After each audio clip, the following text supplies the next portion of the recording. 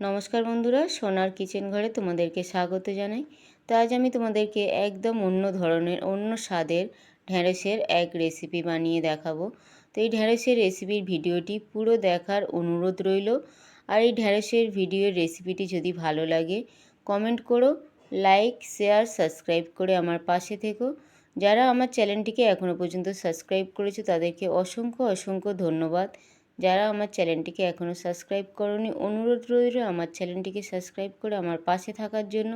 যারা আমার Facebook page থেকে দেখছো একটা লাইক করে ফেসবুক পেজটা একটু ফলো করে দিও। তো এখানে দেখো আমি ঢ্যাঁড়স নিয়ে নিয়েছি।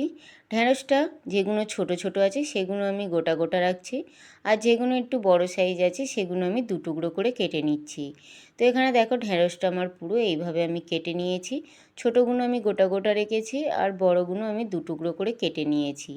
তো এইভাবে ঢ্যাঁড়সটা কাটা হয়ে গেছে। এবার এই ঢ্যাঁড়সের মধ্যে আমি একটু দেখো ঝাল লঙ্কার গুঁড়ো দিয়ে দিলাম, একটু আমি হলুদ গুঁড়ো দিয়ে দিলাম, আর একটু আমি স্বাদ অনুযায়ী নুন দিয়ে দিলাম, আর ছোটো চামচের 2 চামচ আমি বেসন দিয়ে দিলাম। দিয়ে এবার ঢ্যাঁড়সটা আমি খুব ভালো করে মাখিয়ে নেব। খুব ভালো করে মশলার সঙ্গে ঢ্যাঁড়সটা মাখিয়ে নিতে হবে। তো এখানে দেখো ঢ্যাঁড়সটা খুব ভালোভাবে মশলার সঙ্গে মাখানো হয়ে গেছে। এবার এই ঢ্যাঁড়সটা আমি 5 থেকে 7 মিনিটের জন্য ছেড়ে দেব, যাতে মশলাটা খুব ভালো করে ঢ্যাঁড়সের মধ্যে ঢোকে। তো এদিকে দেখো আমি একটা বাটি নিয়ে নিয়েছি। ওই বাটির মধ্যে আমি 1 চামচ কালো সর্ষে দিলাম, আর 1.5 চামচ আমি সাদা সর্ষে দিলাম, আর 2 চামচ আমি পোস্ত দিয়ে দেবো। 2 চামচ পোস্ত দিয়ে দেবো।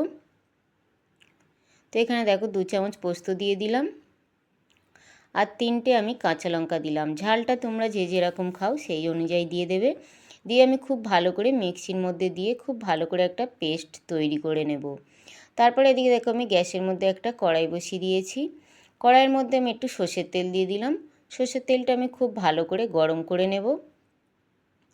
তো এখানে দেখো সর্ষের তেলটা খুব ভালোভাবে গরম হয়ে গেছে। এবার ওই সর্ষের তেলের মধ্যে আমি যে ঢ্যাঁড়সটা মশলা মাখিয়ে রেখেছিলাম আমি ওই ঢ্যাঁড়সটা দিয়ে দিলাম। ঢ্যাঁড়সটা তেলের মধ্যে দিয়ে খুব ভালো করে ঢ্যাঁড়সটা ভেজে নেব। একদম কিন্তু কালো কালো করে ভাজবো না, কিন্তু ঢ্যাঁড়সের যাতে সবুজ রঙটা থাকে সেইভাবে কিন্তু ভেজে নেব। আর এখানে কিন্তু আমি গ্যাসটা বাড়ি দিয়ে ভাজবো, যেহেতু আমি ঢ্যাঁড়সের মধ্যে আগে দিয়ে নুন দিয়েছি। তো নুনটা দিলে ঢ্যাঁড়সটা কিন্তু পিচ পিচ করে, যার জন্য আমি গ্যাসটা একটু বাড়ি দিয়ে ঢ্যাঁড়স একরকম খেতে খেতে যদি ভালো না লাগে এইভাবেও একবার তোমরা বানিয়ে খেয়ে দেখো, আশা করি তোমাদেরও ভীষণ ভালো লাগবে। তো এখানে দেখো ঢ্যাঁড়সটা ভাজা হয়ে গেছে। ঢ্যাঁড়সটা আমি তুলে নিলাম। নেওয়ার পরে ওই কড়ার মধ্যে আবারও আমি একটু তেল দিয়ে দিলাম। দিয়ে তেলটা আমি একটু গরম করে নেব।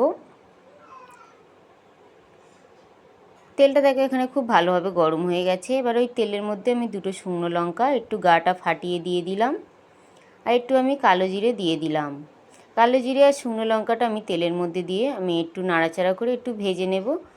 তো এখানে দেখো কালো জিরে আর শুকনো লঙ্কাটা ভাজা হয়ে গেছে। এবার ওই তেলের মধ্যে আমি একটু কাশ্মীরি লঙ্কার গুঁড়ো দিয়ে দিলাম, একটু আমি হলুদ গুঁড়ো দিয়ে দিলাম।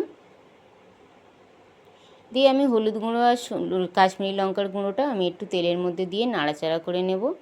নেওয়ার পরে দেখো আমি যে সর্ষে আর পোস্ত আর কাঁচা লঙ্কাটা পেস্ট করে রেখেছিলাম, আমি ওই সর্ষে কাঁচা লঙ্কা আর পোস্ত পেস্টটা আমি এই তেলের মধ্যে দিয়ে দিলাম। দিয়ে আমি একটু ভালো করে কষিয়ে নেব। তো এখানে দেখো অনেকটা কষানো হয়ে এসছে। এবারে দেখো আমি যে মিক্সিতে পিষেছিলাম ওই মিক্সিটা ধুয়ে আমি একটু জল দিয়ে দিলাম।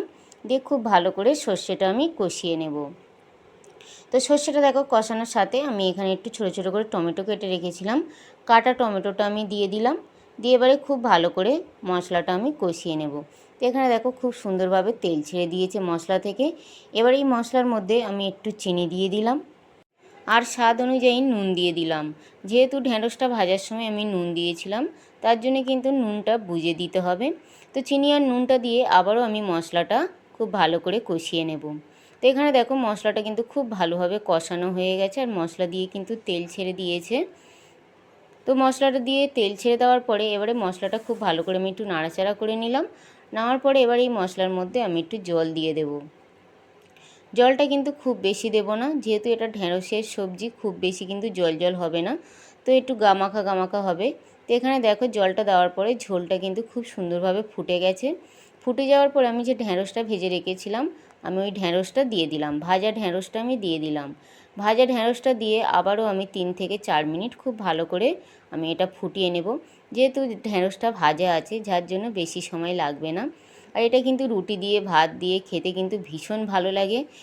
গরম গরম ভাতের সঙ্গে কিন্তু এই ঢ্যাঁড়সের রেসিপিটা কিন্তু ভীষণই ভালো লাগে। তো তোমরাও একবার হলে এইভাবে বানিয়ে বাড়িতে খেয়ে দেখো, আশা করি তোমাদেরও ভীষণ ভীষণ ভালো লাগবে। তো এখানে দেখো ঢ্যাঁড়সের রেসিপিটা পুরো রেডি হয়ে গেছে। তো এইভাবে এবারে পরিবেশন করার জন্য পুরো কিন্তু ঢ্যাঁড়সটা রেডি হয়ে গেছে। একভাবে ঢ্যাঁড়স খেতে ভালো না লাগলে এইভাবে তোমরা বানিয়ে খেয়ে দেখো, আশা করি তোমাদেরও ভীষণ ভীষণ ভালো লাগবে। তো ঢ্যাঁড়সটা পরিবেশন করার জন্য পুরো রেডি। এবারে আমি ঢ্যাঁড়সটা নামিয়ে নেব। আর কত সুন্দর দেখো দেখতে লাগছে, আর খেতেও কিন্তু ভীষণ ভালো লাগে।